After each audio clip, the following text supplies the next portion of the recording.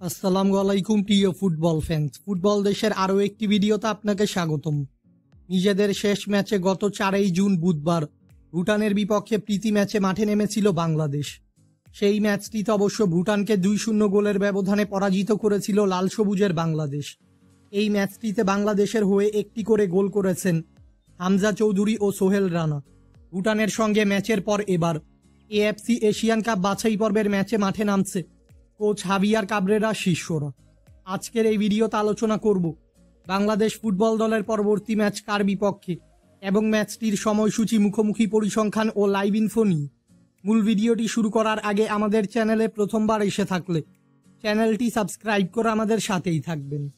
2027 AFC Asian cup বাছাই পর্বে নিজেদের দ্বিতীয় ম্যাচে এবার সিঙ্গাপুরের বিপক্ষে মাঠে নামবে লাল সবুজের বাংলাদেশ।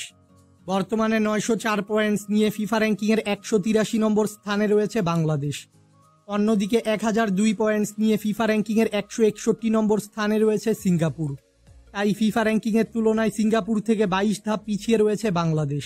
বাংলাদেশ ও সিঙ্গাপুর এখন পর্যন্ত সকল ধরনের প্রতিযোগিতা মিলিয়ে মুখোমুখি হয়েছে সর্বমোট 2 বার, যেখানে সিঙ্গাপুর জয় পেয়েছে মোট 1টি ম্যাচে এবং বাকি 1টি ম্যাচ ড্র হয়েছে। অর্থাৎ মুখোমুখি দেখায় সিঙ্গাপুরকে পরাজিত করতে পারেনি বাংলাদেশ।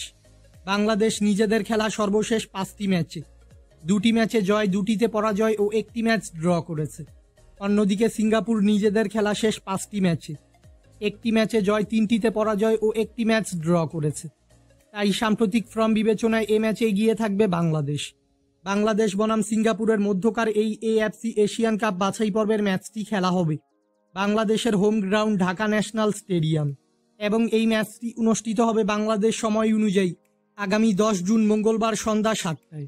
ভক্তদের বাংলাদেশ ও সিঙ্গাপুরের মধ্যকার এই ম্যাচটি সরাসরি দেখতে হলে চোখ রাখতে হবে টি স্পোর্টসের পর্দায়। ফুটবলের সকল নিউজ এবং আপডেটস পেতে আমাদের চ্যানেলটি সাবস্ক্রাইব করবেন এবং আমাদের সাথেই থাকবেন। ধন্যবাদ।